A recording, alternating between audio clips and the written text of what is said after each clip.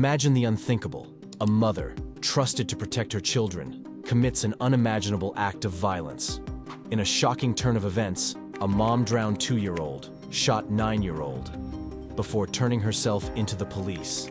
This horrific tragedy, spanning 2 Missouri counties, has left a mother facing murder charges. On May 28, 2024, he allegedly confessed to these heinous acts. What could drive someone to such a horrific act? Join us as we delve into the chilling details of this tragic case, exploring the events leading up to the crime, the aftermath, and the search for answers. Don't forget to like and subscribe for more true crime stories that uncover the darkest corners of human behavior. Let's get started. What happened on May 28, 2024? A 36-year-old woman, Ashley Parmalee, turned herself into Jefferson County authorities in Missouri on May 28, 2024, after an alleged murder spree. Ashley Parmalee reportedly went to the Festus Police Department and told officers she had shot her daughter, 9-year-old Scarlett Parmalee, and that the little girl was in her car. Officers rushed out to save Scarlett, but it was too late. She was found in the trunk of the SUV. The horror didn't end there.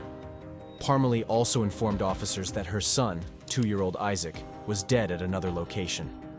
According to the probable cause statement, Isaac's body was found in the pool of a fountain at a resort, and authorities believe Parmalee drowned him. Parmalee now faces first-degree murder and armed criminal action charges in 2 different counties due to the locations of the children's deaths. Specifically, the charge regarding Isaac was upgraded from second-degree murder to first-degree murder. This tragic case has shocked the community, leaving many to wonder what could drive a mother to commit such unimaginable acts. Parmalee's actions have sparked a deep investigation into the events leading up to these horrific crimes. Police statement on how she came to the police station? When she arrived on Tuesday morning, she parked her vehicle in the parking lot and casually walked inside, approaching the clerk. She appeared slightly disheveled, and some of her clothes were wet, but otherwise, she seemed like a normal person. Approaching the clerk, she calmly shared that she had killed her 2 children. The clerk immediately ran to the back where a detective and another police supervisor were sitting and relayed the shocking claim. In law enforcement circles, it's not uncommon to encounter individuals with mental health issues or crises walking into the lobby. Initially, there was some disbelief and questioning, but multiple officers, including a detective, quickly exited to speak with her and assess the situation. During the interview with multiple officers present, she revealed that her daughter, whom she had shot, was in the vehicle. An officer promptly ran to the vehicle, looked inside, and saw the small child who had been shot. He quickly unlocked the doors, removed the child from the vehicle, and began CPR in the parking lot. Parmalee also informed officers that her son, 2-year-old Isaac, was dead at another location. This information prompted other law enforcement agencies to respond immediately to the second location to start their investigation. The Missouri State Highway Patrol dive team was called in to aid in the search for the little boy's body. The 2-year-old child was swiftly recovered on the scene by a sheriff's deputy, who immediately initiated life-saving measures. Additionally, police sought assistance from the Missouri State Highway Patrol dive team to potentially locate any evidence near the shooting site in St. Francis County. As the scene unfolded, the horrific details of her confession sent waves through the community and law enforcement. The coordinated efforts of the officers at the scene highlighted the gravity and urgency of the situation as they worked to save the surviving child and uncover the full extent of the tragedy.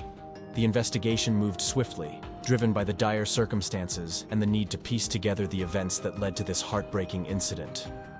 Why did the mother drown a 2-year-old in a resort fountain and shoot her daughter? Why did the mother drown her 2-year-old in a resort fountain and shoot her daughter? The reason remains unclear, but she was familiar with the area, having grown up there. Although she had resided in various locations, there is no specific reason known for her being at that particular resort. There were no major law enforcement indicators in her past, just minor violations, nothing significant that would have raised red flags. It appears she pulled her daughter from the car near the lake or pond where she allegedly shot her. Video footage showed a vehicle near the scene, and witnesses reported hearing gunshots. After it drowned a 2-year-old child. Jefferson County is generally a safe community.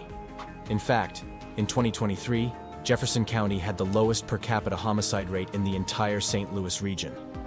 This tragic event is considered an isolated incident, and it seems no one else is involved. What she said to the law enforcement agencies? She has been interviewed by law enforcement and made several statements, including one where she confessed to killing her 2 children, but nothing more. What did Abby Tinnen post on Facebook about 9-year-old Scarlett's? Scarlett 3rd grade teacher, Abby Tinnen, shared a heart-wrenching message on Facebook, commemorating the little girl's tragic death. Alongside poignant photos of her with the 9-year-old girl, she wrote, "Scarlett was a kind, bubbly, caring, and spunky little girl. She was always the first to join me in classroom karaoke. We had the best time, laughing, singing, dancing around the room. She loved telling and writing stories. She loved playing softball and talking about her little brother. She could carry on a conversation with just about anyone. At the end of the year, the award I chose for her was the Squirrel Award, because of her ability to gather people up who needed a friend and make them feel included." According to Tinnen's post, Scarlett had recently been baptized and was excited to share the news with her teacher and friends at school. What did Isaac's father write on Facebook? And as for Scarlett's half-brother Isaac, who was just 2 years old, his father wrote on Facebook, "My whole heart was ripped out. Where do I find the pieces to put myself back together when the most precious part of me was taken?" The following are some of the top questions and their answers the interviewer asked Jefferson County Sheriff Dave Marshak. Do you have any idea when these children were killed? Based on the evidence we have, it appears the incident occurred shortly after 9:15 in the morning in St. Francis County, where we believe the 9-year-old daughter was shot. We also have evidence suggesting that the boy was with her at the time when she killed her daughter. She arrived at the Festus police station a little over an hour later. Why was the charge upgraded from second-degree murder to first-degree murder in Isaac's case? Regarding the upgrade of the charge concerning Isaac, Sheriff Dave Marshak of Jefferson County provided insight into Missouri's legal framework. He explained that in Missouri, the distinction between second and first-degree murder is not necessarily related to capital punishment. Instead, it hinges on the presence of premeditation and cool calculation. Through the course of the investigation, evidence emerged indicating a time lapse between the decision-making process and the act itself.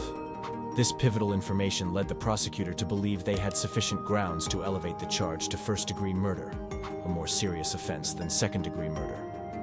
What will the court order for parole or the death penalty? When questioned about potential penalties such as parole or the death penalty, Sheriff Marshak clarified the legal landscape in Missouri. While the state does have the death penalty, it's ultimately up to the prosecuting attorney to determine if the case meets the criteria for such a severe punishment. He emphasized the proactive stance of Jefferson County's prosecuting attorney, highlighting their commitment to upholding law and order within the community. Despite trends in other areas towards more progressive approaches, Jefferson County maintains a staunch dedication to justice and accountability. Sheriff Marshak expressed confidence in the prosecutor's determination to ensure resolution and success in initiating the justice process within the county. This is a shocking tragedy unfolded, leaving investigators stunned and a community searching for answers. Why did the mother turn against her own flesh and blood?